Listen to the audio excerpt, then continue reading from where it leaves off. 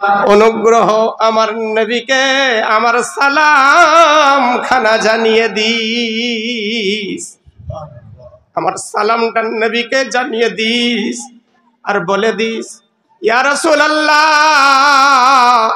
আপনার সবচাইতে বড় শত্রু আবু জেহেলকে দুনিয়া থেকে হটিয়ে দিয়েছি। এমন সময় যারা ছিলেন তারা দেখলেন তাদেরকে দুই ছোট ছোট ভাইকে ঘিরে নিয়েছে। ওদের হাত থেকে মুসলমানেরা ঝাঁপিয়ে পড়ে দুটো বাচ্চাকে উদ্ধার করেন নবীর সামনে এনে হাজির করলো। কিন্তু তখন আর উপায় ছিল না।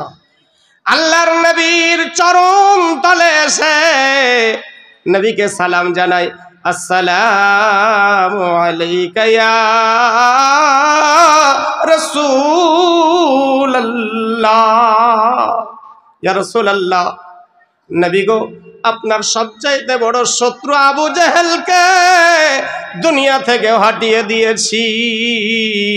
আমার মায়ের তামান্না ছিল জান্নাতি শহীদের মা হবে, তাই আমরা দুই ভাইয়ে দুই শহীদের মা বানিয়ে দিয়েছি।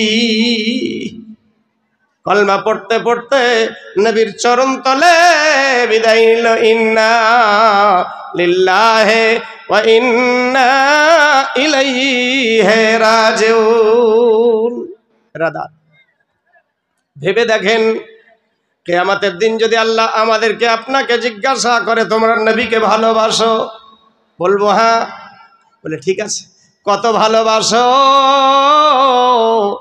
ওই দুই কচি কচি বাচ্চাকে সামনে এনে হাজির কর, বলেন ওই না ওদের ভালোবাসা আর আমাদের ভালোবাসা এক হবে?